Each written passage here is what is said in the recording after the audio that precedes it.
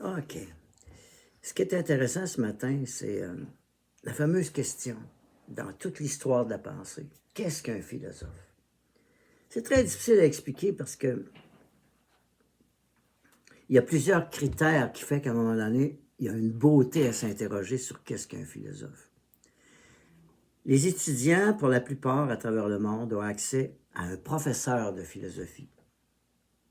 Un professeur de philosophie, c'est quelqu'un qui transmet l'histoire des réponses qu'ont données les philosophes aux questions de la condition humaine. Et tu as différentes sortes de professeurs de philosophie. Comme moi, mon modèle, c'est Deleuze. Deleuze, on est en 1968 à l'Université de Vincennes. Et Deleuze, c'est quelqu'un qui réfléchit en direct. Il réfléchit comment réfléchissent les philosophes, quelles sont les questions qu'ils se posent. Il est tellement intéressant que les étudiants arrivent avec leur micro. À ce moment-là, c'était des petites cassettes. Il y a une dizaine de micros, puis il l'enregistre. Deleuze, pour être certain qu'on ne l'interrompra pas, ne veut pas travailler dans un grand amphithéâtre, amphithéâtre. Il prend une petite salle dans laquelle les étudiants se bousculent, dans laquelle il n'y a pas assez de place pour tout le monde, qui est enfumée. Et il réfléchit en direct devant les étudiants. Comment fonctionne un philosophe dans son cerveau? Et pourquoi ça c'est important? Parce que dans l'histoire de la philosophie, un philosophe, c'est quelqu'un qui invente une méthode pour philosopher. Il n'y a pas de grand philosophe sans invention d'une méthode. On prend Socrate, par exemple, qui n'a pas écrit un mot. Il invente une méthode qui s'appelle la maïeutique. Qu'est-ce que la maïeutique? C'est l'accouchement d'une question chez quelqu'un qui vit sur des réponses, pour lui montrer que chacune de ces réponses n'est qu'une croyance. Et Socrate part de l'idée « je ne sais rien, je ne saurai rien ». Alors, je pourrais faire toute l'histoire des philosophes qui inventent des méthodes comme ça, comme Platon invente une méthode qui s'appelle le monde des idées, le monde de l'intelligence, en fonction du monde de la sensibilité. Alors que Aristote, qui était l'élève de Platon, va inventer quelque chose qui s'appelle l'ontologisation du monde. Hein? C'est une catégorie à partir desquelles l'esprit fonctionne.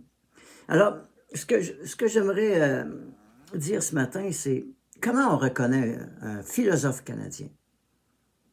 Et je pense qu'une manière de l'expliquer, c'est de faire la différence entre un philosophe majeur formé en Allemagne au 18e siècle, un philosophe formé aux États-Unis au 19e, puis comment un philosophe canadien peut être formé au 21e siècle. Parce qu'un grand philosophe canadien, il n'y en a pas encore.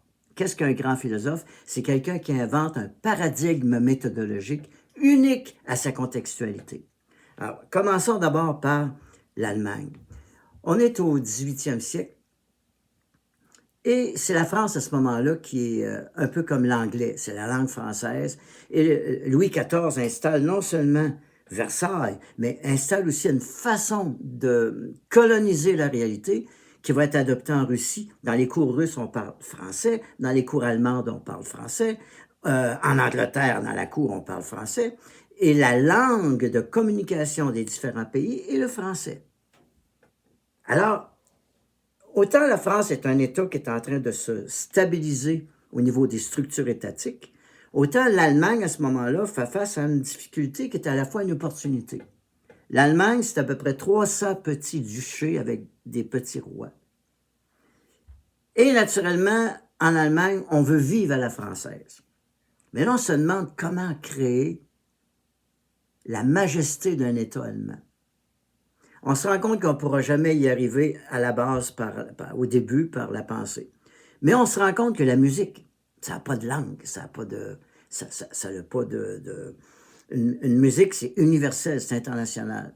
Donc, il va y avoir une compétition entre les États allemands pour créer une musique originale, une musique savante. C'est comme ça qu'on peut expliquer qu'un Bach, par exemple, hein, un Bach va naître en Allemagne, mais ne pourrait pas naître en France. Donc, l'Allemagne commence déjà par être un État, par sa musique, et il arrive au moment donné, au 18e siècle, avec Goethe, qui se rend compte qu'il est temps de créer une université à travers laquelle on va avoir des critères pour créer la pensée allemande de demain. Donc, le critère de base d'une université allemande, c'est pas très compliqué, c'est un peu comme en musique. On va faire en sorte qu'une certaine université ne puisse enseigner que ceux qui ont quelque chose à dire. En plus, il ne sera pas payé. Ce sont les élèves qui payent. Et c'est là qu'on se ramasse, par exemple, avec un Fitch qui, dans l'université de Goethe, va donner un cours le dimanche matin à 7 heures le matin, un cours sur ce que lui, comment il conçoit la pensée, de la puissance de la subjectivité à partir, si tu veux, des recherches de Kant. Et là, il va vider les autres professeurs. Et ça va se remplir. C'est la naissance du romantisme à partir de Fitch.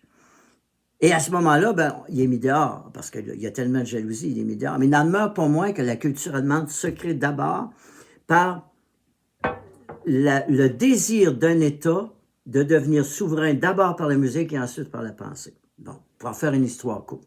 De là, les plus grands penseurs allemands, la suite des penseurs allemands est si grande à partir de Kant, la suite avec Fichte, après ça on va aller avec Hegel, après ça les Hegeliens de gauche, on va aller à Marx. On a toute une suite de la pensée qui est remarquablement orchestrée de par le fait qu'on s'est rendu compte que la seule façon de lutter contre l'impérialisme français, qu'il était par la langue, c'était de créer une culture par l'originalité de la pensée. Là, on a l'exemple de l'allemand. Comment se crée un philosophe allemand dans une contextualité de petits États? On arrive aux États-Unis. On est au 19e siècle, à la fin du 19e, et il n'y a pas encore de grands philosophes américains. Sauf que, quelle est la contextualité américaine? Ce sont des immenses forêts. C'est la conquête de l'Ouest. Et là, à Boston, arrive un événement. Trois personnes, ce qu'on appelle le transcendentalisme américain, hein, avec le Thoreau, Emerson et le troisième qui est le poète qui écrit les feuilles d'arbre. Le nom m'échappe, là. Et là, se crée une philosophie américaine à partir de la nature. De la nature comme enseignant, comme professeur. De là va découler un peu plus tard le pragmatisme américain. Et là, les grands philosophes américains surgissent dans l'histoire. Au Canada, qu'est-ce qui se passe au Canada? Ça, c'était ma grande question. Pourquoi au Canada, le premier philosophe reconnu, si tu veux, par Hood, qui était mon maître, hein, Roland Hood, parmi tous les textes de la philosophie écrits au Canada français du début de la colonisation jusqu'à aujourd'hui, le premier philosophe reconnu, c'est 1970, Nègre blanc d'Amérique, par un membre du FLQ en prison à New York, les 2 premiers chapitres. Il est reconnu comme le premier texte philosophique majeur au Québec. Mais pourquoi on n'a pas de grands philosophes? Et moi, quand j'arrive du Japon en 70, après avoir été à Expo 70, avec les contretemps, puis je m'inscris en philosophie. Roland est là. Roland Hood est là, dans la classe. J'arrive, on a quelques élèves. Il a sa pipe. Il dit pas un mot. Et les élèves sont tous avec le crayon. Moi, j'arrive du Japon, fait que j'ai comme l'impression d'atterrir d'un autre monde. Et au-delà, 3 phrases. Un cours qui dure 45 minutes. Des immenses silences avec 3 phrases. La première. Il y a beaucoup de professeurs de philosophie, mais peu de philosophes. 15 minutes de silence. Je travaille. Oh non, la deuxième phrase, c'était « Je vais vous le donner, mon salaire, mais donnez-moi à manger. » 15 minutes de silence. Troisième phrase. « Je travaille pour que le grand philosophe canadien naisse. » Alors moi, j'ai dit « Ça va être moi. C'est sûr que ça va être moi. C'est moi. » C'était automatique. J'ai pas besoin de prendre de notes, j'ai pas besoin de suivre de cours. Je sais que ça va être moi. Je prends pas mon crayon. Et là, Hood se lève debout. Il s'en va, elle prend la porte, il tient la poignée, puis il dit « Est-ce une poignée de porte? » Puis il sort. Ah ben, j'ai dit à moi-même, j'ai jamais suivi un si grand cours que ça. Il revient la semaine d'après, il s'est installé avec sa pipe, dans le salon, on fumait 15 minutes passent. Et il dit « Il y a beaucoup de professeurs de philosophie, mais peu de philosophes. » 15 minutes passent. Moi, vous donnez mon salaire, mais donnez-moi à manger. 15 minutes par. Je travaille pour le... Ah, ben, ça va être moi. C'est sûr que ça va être moi. Est-ce une poignée de pas? Mais là, ça m'a pris des années à comprendre quelle est la différence entre les grands philosophes majeurs qui ont été créés en Allemagne, ceux qui ont été créés aux États-Unis, puis alors, pourquoi le Canada n'en avait pas. Et ça a pris des années à comprendre que nous, notre caractéristique, contrairement aux États-Unis, contrairement à l'Allemagne, contrairement à la France, c'est les coureurs des bois. Je commence à comprendre que le coureur des bois, c'est unique au pays, c'est unique à nous autres. Et qu'un philosophe québécois, qu'un philosophe canadien est d'abord fondamentalement un coureur des bois, un coureur des intellectuels des bois. Donc, qu'est-ce qu'un coureur des bois? C'est une espèce de vagabond. Parce que un jour, je compterai dans un trait toute l'histoire des coureurs des bois avant qu'on arrive aux philosophes. Parce que nos premiers philosophes étaient coureurs des bois. Fait que si on prend Thomson, qui est le plus grand coureur des bois canadien, qui était un anglophone, peu connu d'ailleurs, qui était un anglophone de Montréal, qui avait cartographié tout le Canada avec un canot, il boitait d'un pied, avec un petit peu de farine. Il avait un rêve.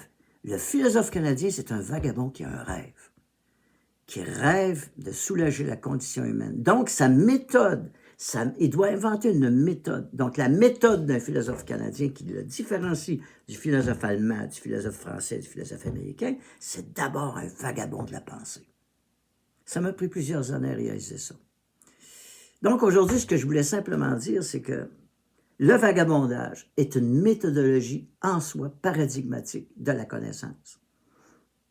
Alors qu'est-ce qu'un philosophe canadien? Il est à naître. Il est à naître. Parce que nos universités, ce sont, je pense, c'est qu'on va former des professeurs de philosophie, on va former des gens qui vont gagner leur vie, qui vont avoir des diplômes pour servir la société dans un rôle de col bleu intellectuel, qui vont plutôt être des commentateurs. Donc, ceux qui dirigent les doctorats, en général, ont une tendance à diriger d'une façon extrêmement fonctionnaliste comme les universités secondaires. Et c'est correct. Sauf qu'un philosophe n'est pas bâti comme ça. Un philosophe est bâti pour penser l'âme d'un pays. Et si je prends par exemple Frank Scott, dont on a ici la biographie, qui a imaginé le Canada comme étant un pays œuvre d'art. Et c'est le premier qui a eu l'intuition qu'un pays s'est fait pour créer des artistes de la pensée, des artistes de la vie. Il ne l'a pas théorisé, il l'a intuitionné. Donc, toute ma recherche philosophique pour terminer ce matin, c'est entre les coureurs des bois, la connaissance de ce que c'est que les différentes contextualités qui ont créé les grands philosophes à travers l'histoire, que ce soit en Grèce, que ce soit en Allemagne, que ce soit en France ou aux États-Unis, et pourquoi un jour on aura des grands philosophes canadiens. Parce que ce sont fondamentalement des descendants des coureurs des bois qui ont pensé un pays comme étant un État œuvre d'art. Voilà pour ce matin.